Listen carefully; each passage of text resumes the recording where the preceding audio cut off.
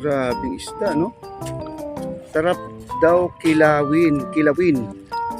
Suka lang pala ang katapat nito mga kaibigan. Itong mga isda na to. Ang dami, oh.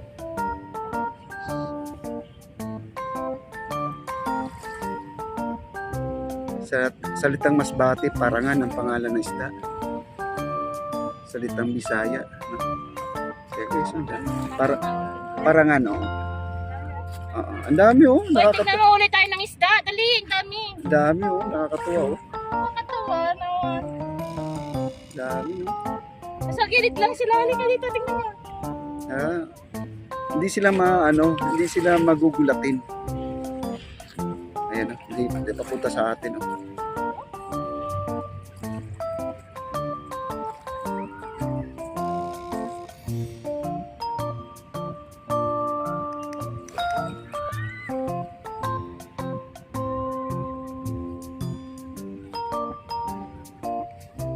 Grabe guys, nakakatuwa ng mga isda.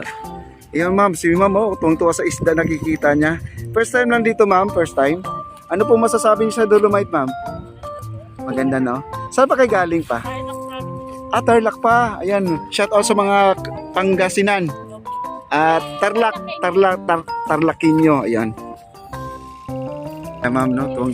Yes po, tuwang-tuwa po sila sa Dolomite. Kasi yung mga first timer talaga, hindi po natin maiwasan na syempre matutuwa talaga sila. Kasi itong Dolomite, nakikita lang nila siguro sa mga social media. Ngayon ay nakapunta na po sila dito. Ganda, oh. Ayan po. Alas 4 ng hapon, no? Ganito ang tao. Daming isda, no?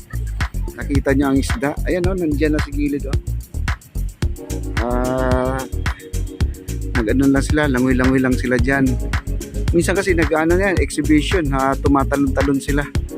At ito lang ang masaklap ngayon, maraming ngayon nakalutang na basura, kagaya ng mga water lily dyan. Parang ang daming hipon guys. Ayan, no? Iwan ko kung makikita nyo, ha? Ayan, no? Tumatalon-talon, no? Yung alamang. Kikita nyo, tumatalon dyan. Daming hipon. Kasi nung isang araw, ang dami talaga, no? Pag ma-relax ang tubig, maraming hipon. Yan po, no? Yung mga nakaupo dyan. Mga bisita natin. Yan si ate. Mga Tarlaqueño. Ayan. Ang sunod kasi ng Tarlac, Pangasinan na.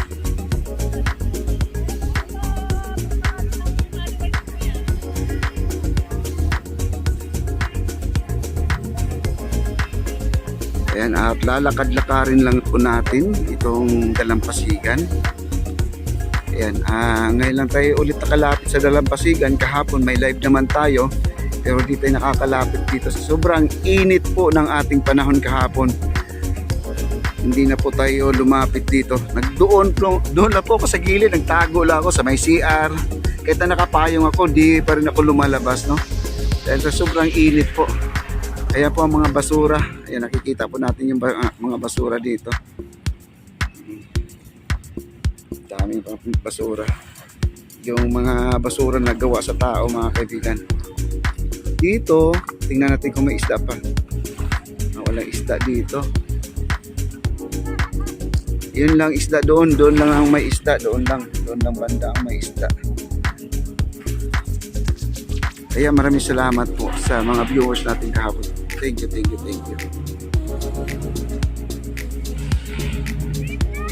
Ayan po yung mga namamasyal. Kaya ang pakiramdam ko ngayon mga kaibigan na kahit na nakapayong tayo, pawis na pawis tayo dahil wala po gaanong kahangin-hangin po ang ating Dolomite. Ayan, pawis na pawis po tayo.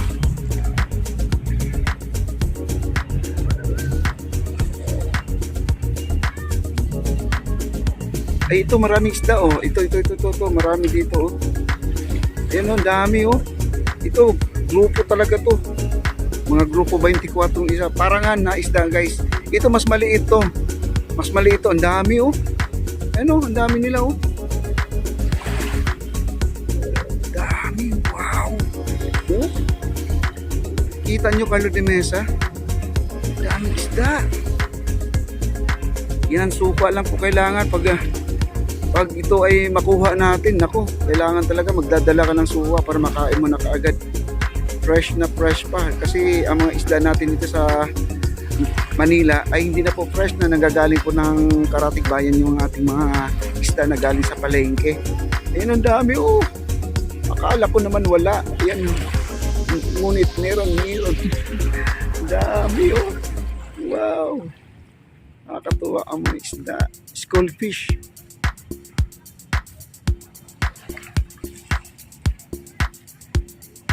Ayan oh. Dami oh. Nakakataba naman ang puso nito mga kaibigan. Dahil ang isang dolomite daw, isa sa mga pinupuntahan ng mga isda kasi parang ito ay parang iniitlogan nila tong dolomite, no?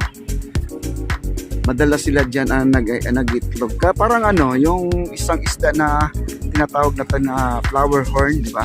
Kailangan meron kang yung paso sa ilalim ng aquarium kasi doon pala dumidikit ang kanyang itlog. Parang dolomite din, no? Itong bato. Yan. Doon sa isda naman na flower horn, doon din didikit ang kanyang mga anak. Yan o ta. Unti-unti nang dumadami po ang tao dito sa ating dolomite guys. Wow. Ayan na po sila. Ayan sila. Nanay. Ayan, nagtago ko sa payong. Three sisters, nandiyan pa 3 sisters po. Wow, ang daming isda.